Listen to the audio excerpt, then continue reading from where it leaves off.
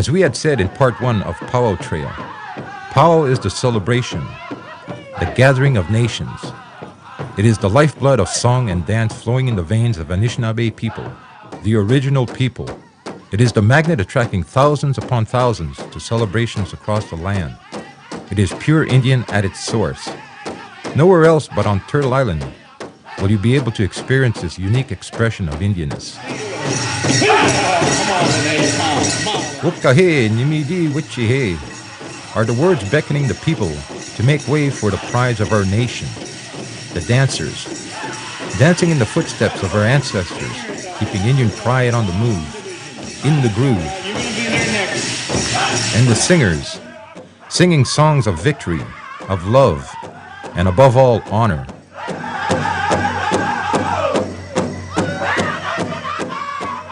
In all, they carry the message of the ancestors from generation to generation, for all to experience, for all to sing on the Pow Wow Trail. No one really knows when songs came to Indian nations of Turtle Island. Older and wiser people say, like the big drum, it too was a gift going back to the beginning of time.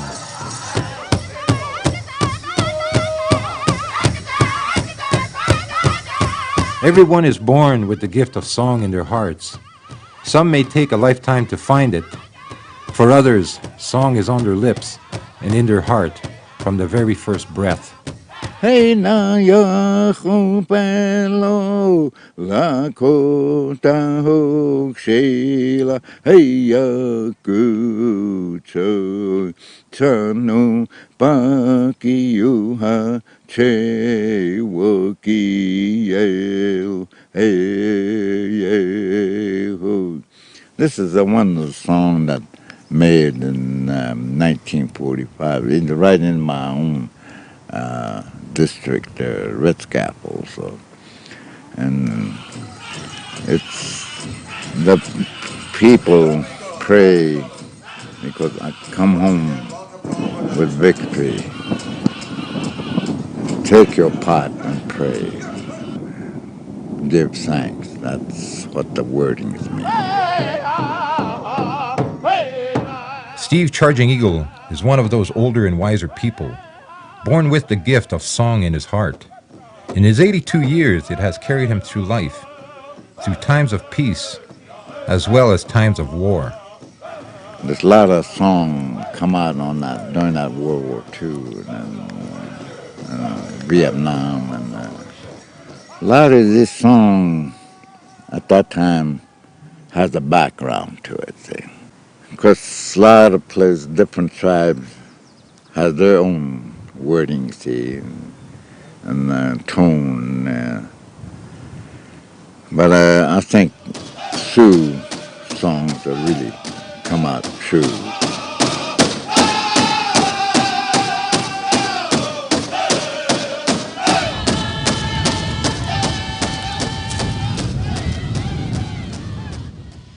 Mike Hotain is also an older and wiser person. He knows the sacred songs of his people. He knows why they were made and when.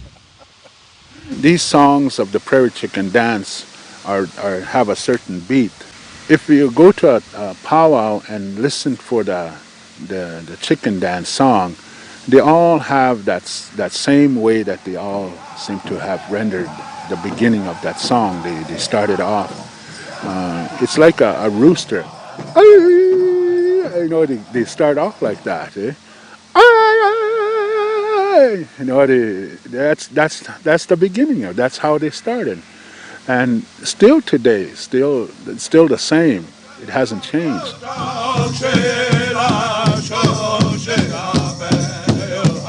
Each song tells a story. When we sing, we speak in the language of the spirits. It has always been this way. Through oral tradition, we tell the stories of our people and of our ancestors. Some songs tell of great exploits, acts of bravery, and even stories expressing the simple pleasures in life. They hold the ethics, the lessons, and the history of Indian people.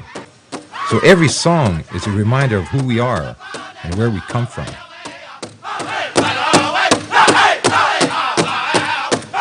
Some of these songs you hear They have a different categories of singers. They have a contemporary, original, and then they have Southern style. But the original Northern singers are the ones that use word songs. They use words. It's not just dance. It talks about veterans. It talks about warriors. It talks about a horse that helped the fight alongside the warrior. It talks about a woman in bravery. It talks about a wide range of subject matters. And the people that know the language, it gives them an uplift. The language has a different way of teaching a young child. A young child may not understand the language. Then they say, "Did you hear that? Did you hear that?" It says Wakanda, that means God. So next time that child hears that word, he's going to know that they're talking to God. When we sing those songs, it's part of the healing, a lot of spiritual songs, and it helps to soothe, a broken spirit or a person that's very going through a grieving period.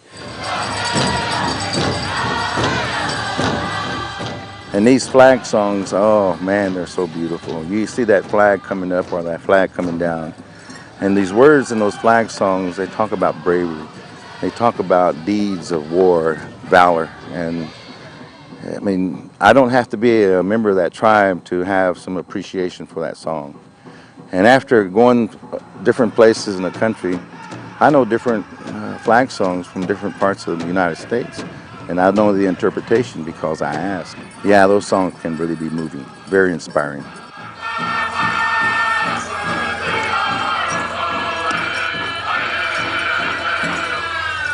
What a beautiful sound.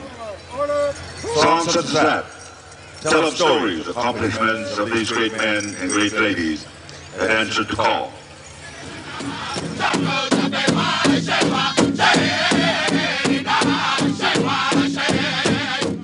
There may not be any words that you pick out from these songs, but you don't need the words if you understand the singing and what it's all about. It'll drive you, it'll take you to that person. And that's what's so good about our singing and dancing. People have a real connection to it.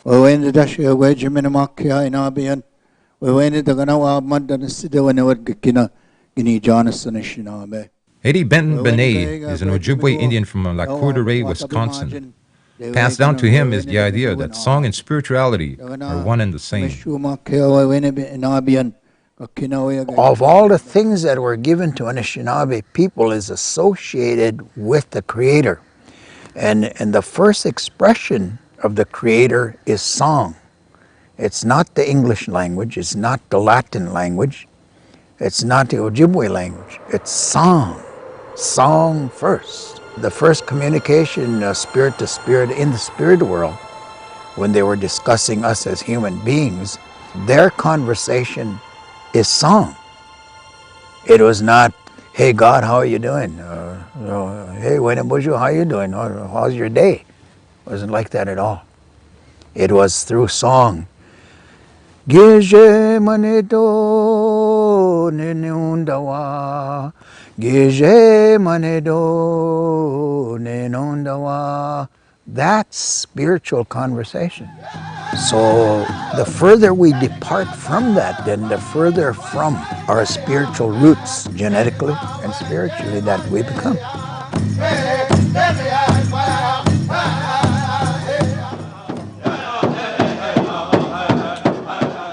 Our voice are given to us in a sacred manner. It's given us as a gift. And it's wakan, he said, meaning as it's sacred. Your voice is sacred. How you use it will affect others. How you use it will help others. How you use it will even take care of others. It's so sacred, so important that a whole country, the whole universe can hear you when you speak in a straight and forward manner. Song pervades everything the Indian does, whether he or she is singing their song or seeking exploits to sing another. From the most sacred of ceremonies to the modern-day powwow, music guides Indian people spiritually and culturally. If you want your prayers to have power, healing power, make things happen, then there you sing them in the form of a song, the best way you know how to glorify the Creator. So these songs are God-given, they're inspiring. And when they sing them with this spiritual feeling, I was saying this lungta phrase, this lungta vocabulary, translated means the ability to let the light of God shine from within, radiate out and touch all those that are within the sound of our voices, and then can see us with their eyes. That the Spirit of God has came among the people and it made people move, it motivated them. So in there, when you're singing these spiritual songs, if you get up and you dance, then you're making that spiritual connection with the song and the dance.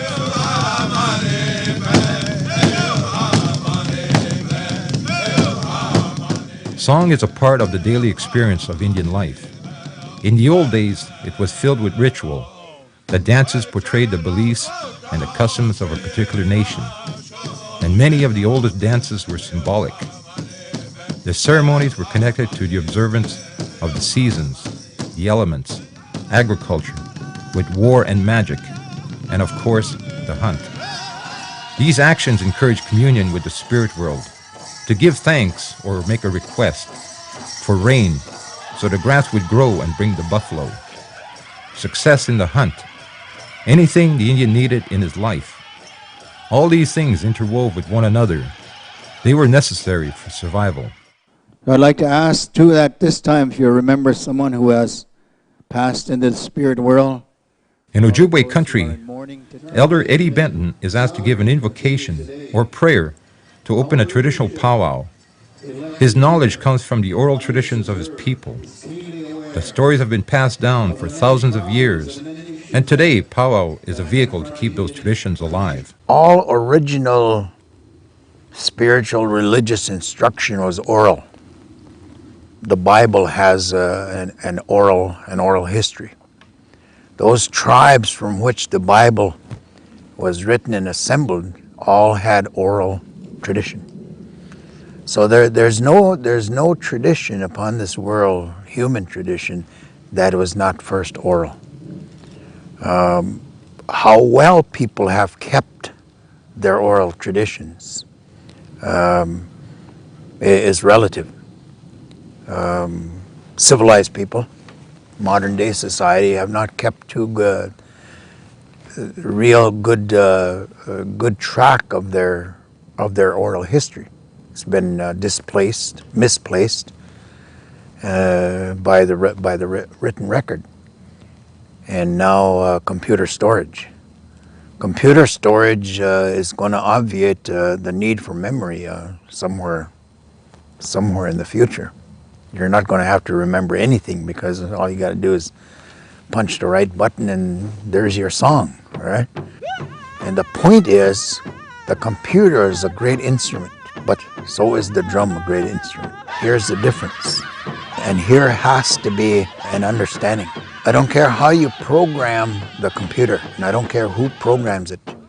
You cannot program the creation song into the computer. The computer can't sing the song that will bring the spirit of the drum alive. Cannot. Only human voice can do that, and that's in the teaching.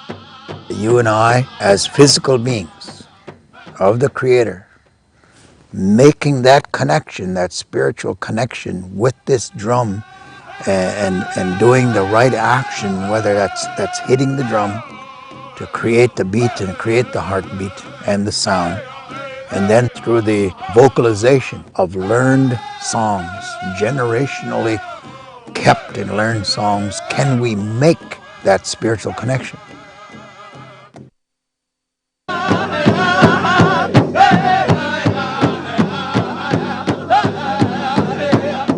Each tribe has their own song. And we say, okay, intertribal. So intertribal means they could call on any drum, whether it be Blackstone or Black Lodge, the boys from Minnesota, the Wisconsin Dell singers from Wisconsin, and they're going to sing their own song. But intertribal song that they sing, all tribes can dance to it. All age groups can dance to it. And then our songs with the words in it are talking about victory songs, talking about some of our boys went overseas. They come home. They talk about a person's Indian name, his family, his children. One of my grandfather's family songs, Creator, recognize me. I'm an old man. My name is White Cloud. Please bless all my children and my grandchildren. And they keep saying that through the song. So each song has its own meaning.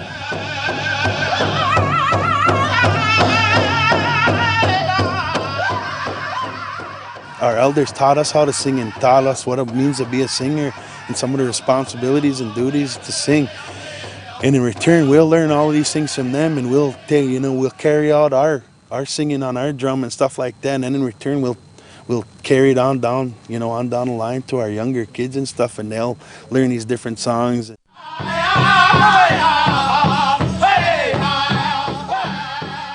The word songs are starting to disappear, and in its place they call them contemporary songs. They call them no-word songs, and that's all the young people are starting to sing more and more. So then I realized I was watching all over the place, and then I noticed that all these young people, they can't speak their own language. So they want to sing those wordless songs because they lost their language. And they don't know how to sing the word songs at all, and they don't know the meaning of it. They don't understand what it's saying, so they don't want to touch it. They don't want to get close to it. They're either just concentrate on a dance. Let's say if it's a grass dance, well, they'll sing a wordless, no-word song. And if it's a fancy dance, well, again, they'll sing a no-word song. All these have word songs in them that give a special message to the younger ones, on to the next generation. But that is all starting to disappear quite a bit. In its place, the young people are picking up these no-word songs.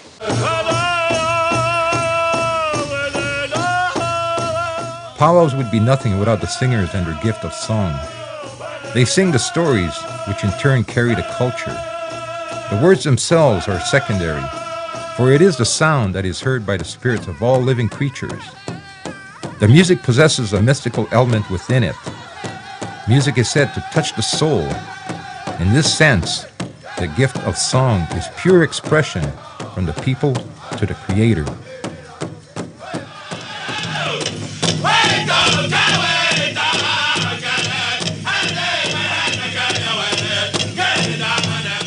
Clifford Duncan is a youth from Fort Duquesne, Utah. His people have a long history of song and dance. Clifford believes that in order to understand the songs of any group of people, he says there must first be a respect for the language, and second, the belief that the stories which are told are true. The value system of an Indian person is based on how they understand the language.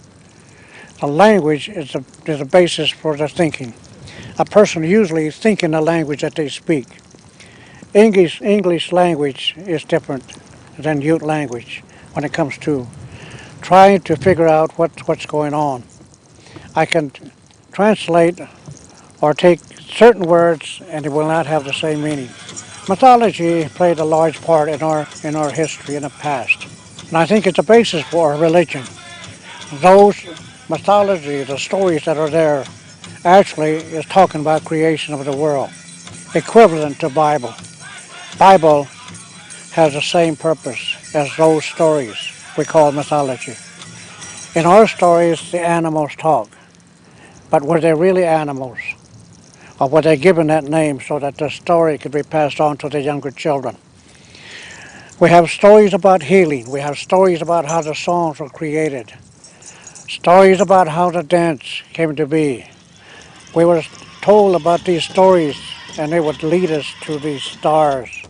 What the stars meant. How they have names. These animals had gone to the heavens and they watch over us.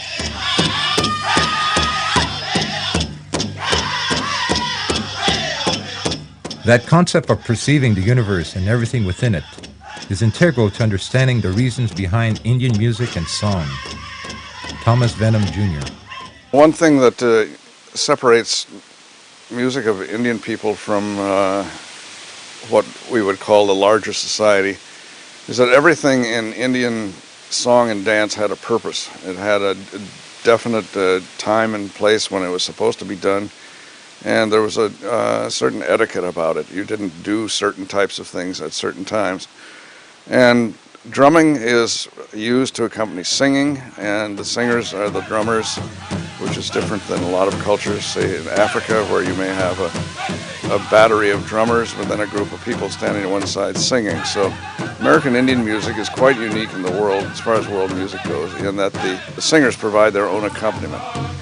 And what happens musically is extremely complicated. People who haven't listened to it very much think that it sounds like a lot of muttering. But if you analyze this music, the rhythm of the voice is often very free and complicated in its relationship to the rhythm of the drum, which of course is providing a regular beat. And the reason is it's music that is to be danced to. And dance is thought of as a form of prayer among Indian people, and they're telling the Great Spirit, giving thanks. So song, dance, singing, drumming, they're all part of one big thing.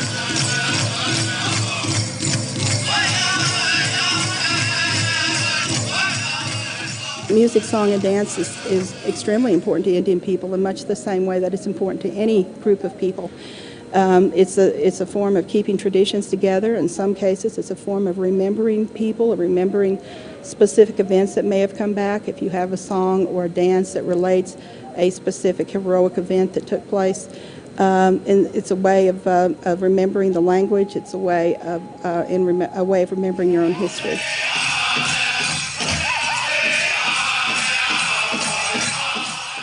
Through music, Indian people are able to invoke the spirit world.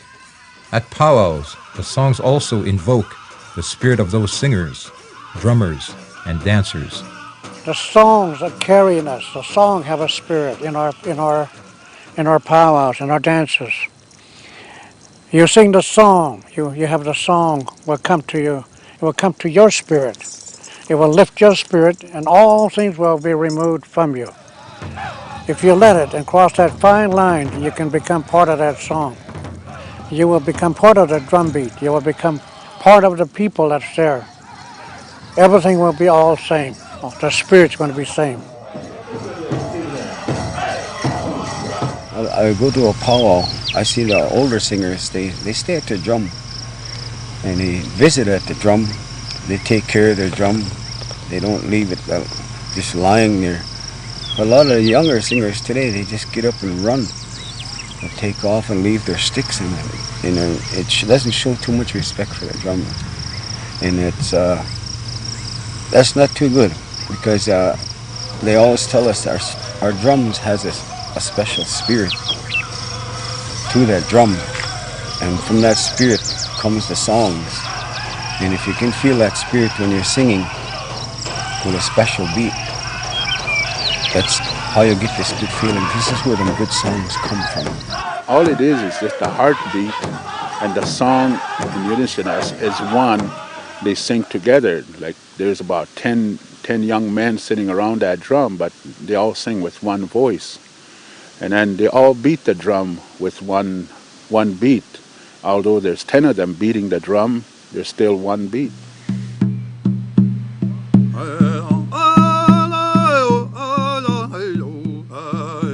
For some, like Gilbert Suazo from the Taos Pueblo, he says the songs have always been there.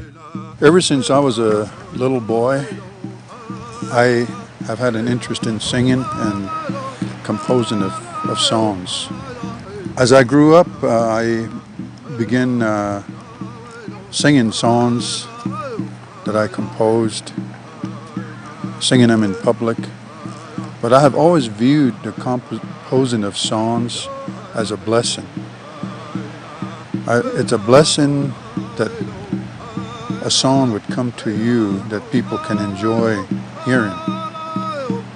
I have always felt that songs, especially the good songs that seem to just come to you, are songs that have already existed in their own way, and you become the conduit through which the song can be put out into the public.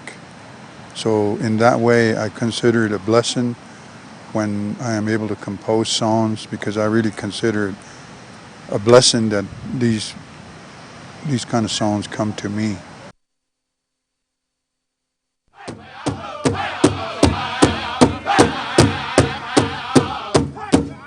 Though the beat of the drum may sound the same to an untrained ear, the songs that are sung at a powwow are different than the traditional ones.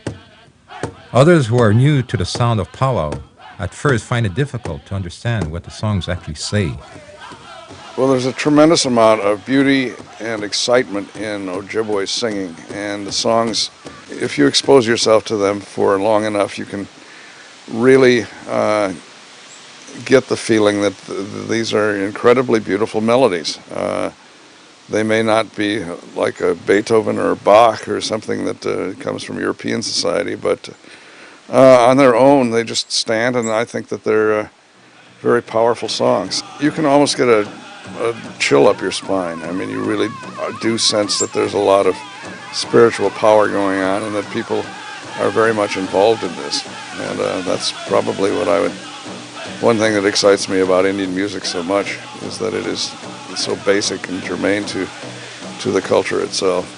It gets to a point where a person just sitting somewhere for a few minutes, you can pick up a song from life itself, from the wind in the leaves, or if you were by the river or a brook or a creek or something, that you can hear the creek itself singing away, and that's how you become a part of that. My grandpa used to always say, these trees here, he said, over here, that's where our homestead used to be, and there's an oak bluff, and he said there's many different songs that come in that oak bluff, he said.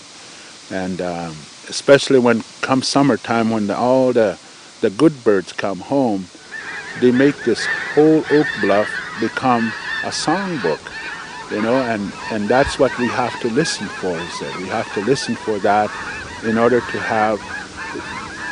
share the joy and happiness of all the things that God has given out there, so that we can become strong and be able to enjoy and share the happiness of what life is supposed to be.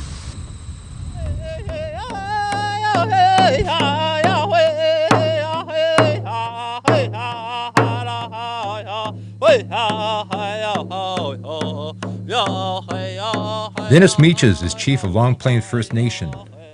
His family has a long history of song and dance. It was his grandfather who taught him how to sing. Dennis says it is on the Pow Wow Trail where the new generation of singers is emerging. Everybody gets excited, like in the drum group, eh? When is our turn? When are we going to be singing next? And the guys can't wait to sing. They love to sing, and they appreciate, the people that are listening to the songs, and the dancers that are dancing hard to their singing. That makes you feel happy too.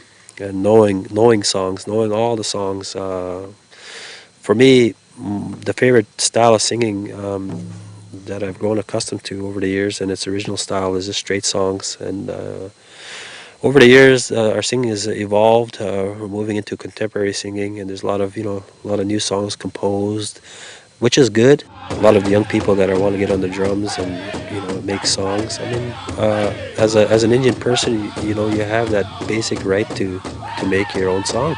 But when people come to know it, they come to love it, and our people really need it. They really need to understand singing and dancing.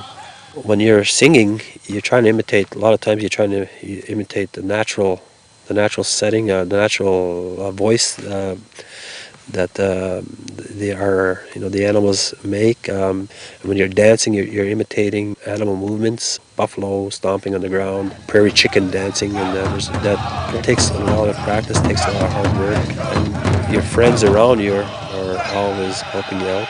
And it's hard to explain the technical aspect of singing, but it does take a lot out of you. I mean, a lot of guys, they'll get a throat burnout. Some songs are very demanding. They're high-pitched, a lot of songs. Some songs could be lower-pitched, so it depends. And it takes a lot of, I guess, training over the years to become a real good singer. Or at least a singer that people, they enjoy your songs, so. There's memorial songs, there's honor songs, there's giveaway songs, there's round dance songs. There's songs that you made for people because they've had an impact on your life. You sing for the people. That's bottom line, you know. You always got to sing for the people, because if you sing for money or you sing for any of this other stuff like that, then singing's not a good choice, because, you know, a singer's number one duty is to sing for the people and sing for the Creator. And that's what we do, and that's what you do as a singer. Oh, now come on, people, here's your voice. Woman is her Indian name. A lot of our songs, once we sang them, and the traditional dancing part of it, powwow, you want to call it, but it's really hard for me to say powwow. I'll say the traditional style of dancing, there's a lot of songs in there that have words to them. Words that, to me, is really important when you're honoring someone, or when you're talking in spirit to maybe the buffalo, or there's even a song for the deer, and there's songs for the eagle. Just about everything that's on this North American continent, there's a song for.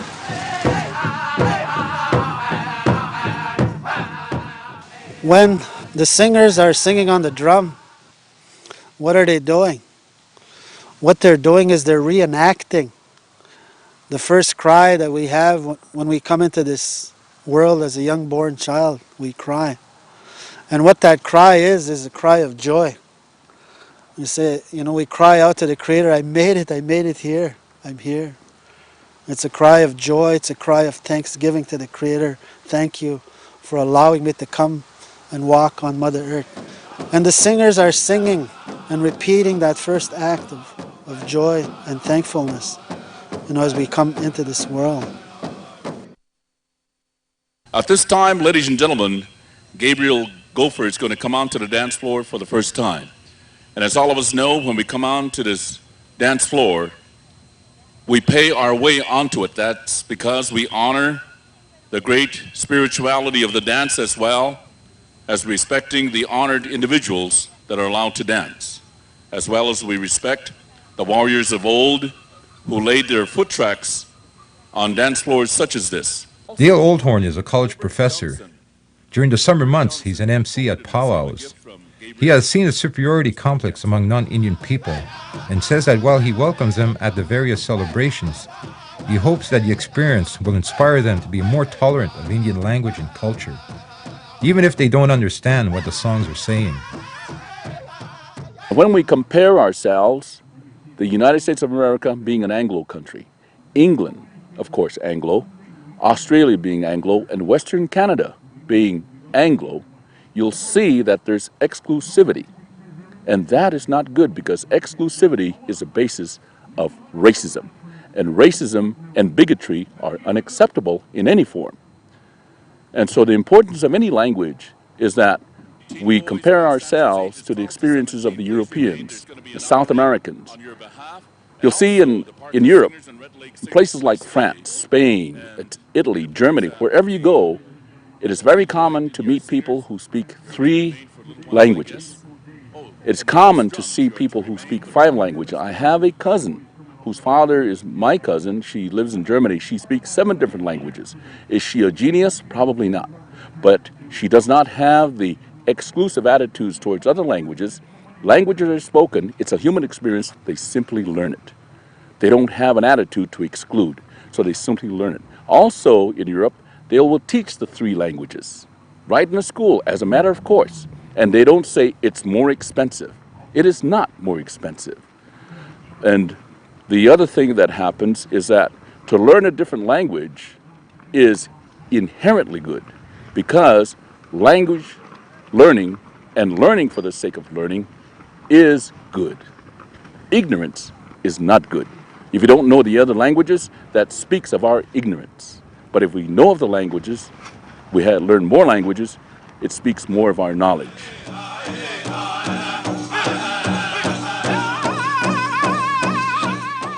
This sentiment has been witnessed by Thomas Venham, an ethnomusicologist from the Smithsonian Institute in Washington.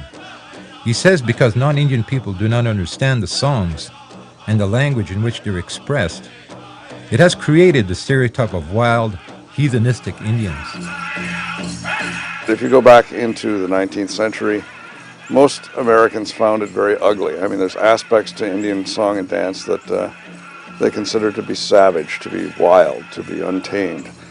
But then you realize that they're coming from a world where singing, the ideals of singing involved certain refinements, such as one heard in the church, the concert hall. And then to listen to an Indian song next to that, which is sung at full volume with a lot of shouting and yelling and animal calls and all those things, it just was considered not to be very refined, and so thus it was. Some people pointed to it as evidence of the savage nature of Indian people. Nothing further from the truth. Each song is very meaningful, and it's got a lot of my prayer songs. Whenever you hear an Omaha song, an Oto song, or a Ponca song, and it says Wakanda. No way, Johnny, Wakanda, hey, hey, yeah. No way, Johnny, Wakanda, hey, hey, yeah. No way, Johnny, Wakanda, hey, hey, yeah. No way, Johnny, Wakanda, hey, hey, yeah. No way, Johnny, Wakanda, hey, ho, hey, yo, hey. It's got that Wakanda in there. That song means, God, today is your day. We glorify your name.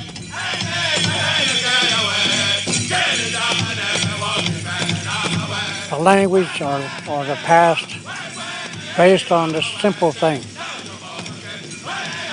If we do not know what's behind us, how do we know which way is forward? We have to know that.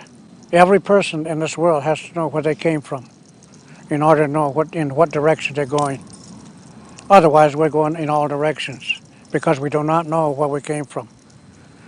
And those dances that we have, some dances, peyote religions, all have that same teaching. All things will be together. All things will be the same. All things will be related to each other. And that's the basis for our ceremonies. In the 30s, latter part of 30s, 40s, the country was having a difficult time, and those were the Depression years, and war came into the picture. At that point, also the Indian ways began to lose track. We were losing a lot of our ceremonial people. We have actually built that back up again to the point to where it is now, today. Many tribes have come here to help us when we've also went out there to help them. And I think in that way, it has created somewhat a pan-Indian type of a situation where all the dancers begin to have the same appearances, same songs.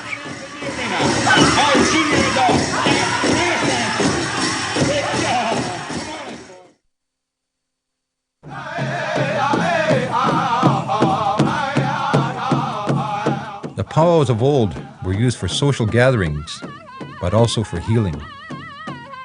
This powwow is one of the most sacred things in an Indian person's life. In the old days, I guess, powwow meant a lot to the Indian people. At times, a long time ago, people went back to it and they used to put on powwow dancing, powwow singing, and they used to use it as a very ceremonial event for people. People used to be, when they were sick and had nowhere to go, this is where they used to come. And this is where they got their life from. And this is where it was a kind of a healing event for them, for a lot of people. And this is what the elders have talked about. I was at a powwow, emceeing a powwow, and this old grandfather was brought into the arbor, into the center there, right along the edge of the dancing area. He was in a wheelchair, and he was kind of slouched over with his head hanging like this, and he had his cane along his leg here in a wheelchair. And there was a number of songs that they had rendered but he just sat there. And then it come to this one particular drum that started to sing this next song. And he moved his head up, and then he started to move some more. And by that time, that drum was in full beat, in full. It went past the slow beat and into the fast beat. And at that point, when that fast beat happens, the heartbeat of a person has actually gone to that point, same beat as that drum. So the person becomes far more stronger than they really are. He started to get up. He kind of swayed a bit, but he stood. He stood his ground, and as the drum beat and the song got faster, he started to make his way forward. He started to walk. He started to move, one step at a time, slowly started, and then he would stop, and then he would squad dance. Squad dance is like standing in one place, or women's traditional dancer. They stand in one place and dance with the knees bending a bit.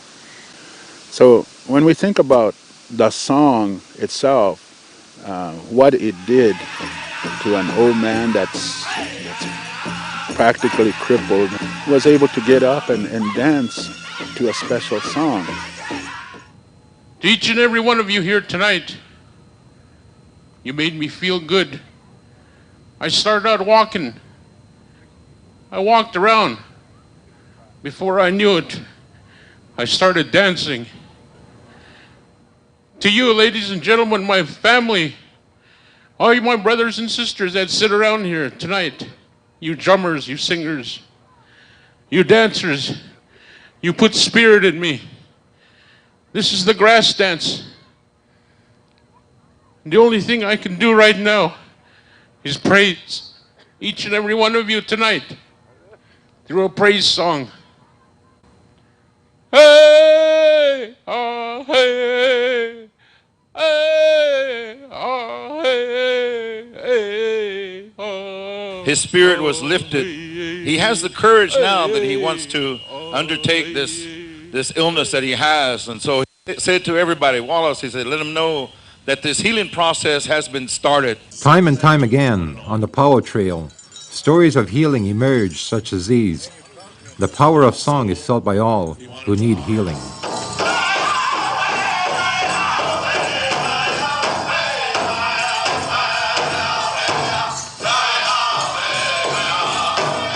In Cannonball, North Dakota, Don Two Bears is president of the Pow Wow Committee. Theirs is an annual affair. Two Bears also knows the power of song and hopes that by being a part of this celebration, it will help him with his illness. I'm going through a medical problem. I have a tumor, cancer tumor, and I had it for over a year now. And I've been doing radiation treatments and all this. But I felt that, if I'm on a Pow Wow committee, people help me. Community people help me. And spiritually, I was supposed to have gone to some treatments this week, but I knew I was going to be at this powwow.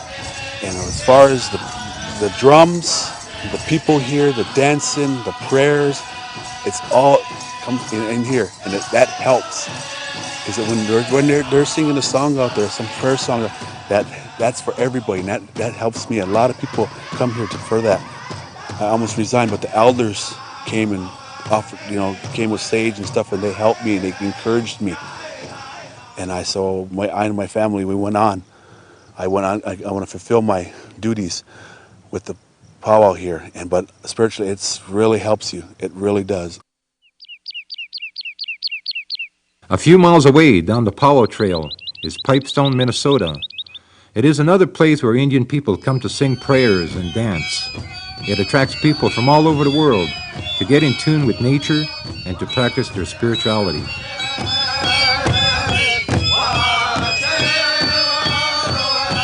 Marco is a native Guatemalan who traveled a spiritual path.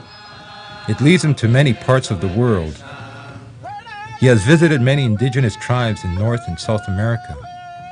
He has a philosophy surrounding the intangible quality of music. Everything is energy. And the sounds and the sound of the drum is a generation of energy. like our speaking, the way the languages. We have different languages because we have different levels of energies. It's the same way that we do ceremonies. From north to south, we do the same ceremonies, just in different way, because it's a kind of harmonization with the place that we are living in. Every ceremony is to grow inside. The meaning is to learn something in the spiritual path, to become better human being, to know ourselves, to get in contact with the Creator directly, because with these ceremonies we increase our inner vibration of energy. Song and dance for Indian people are the very heart and soul of life. The dance represents contact with nature and all living things. The expression of dance, song, and ritual completed his world and improved his relationship with things, seen and unseen. At the center of it all is the drum. The pulse of that drum, that heartbeat, is the very foundation of Indian song. It compels Indian people to dance. The joint session of Congress in the 101st Congress finally decided to thank the Native people for their great contributions. And we acknowledge that thanks by saying that we, the Native people, have more to offer. The sense of inclusion, the sense of brotherhood, the sense of unity, the sense of appreciating diversity, and listening to each other's languages and fully enjoying it. That is a great lesson that we must still teach to our white brothers and sisters in this country, so that tolerance and understanding can be a part of the thinking of our white brothers.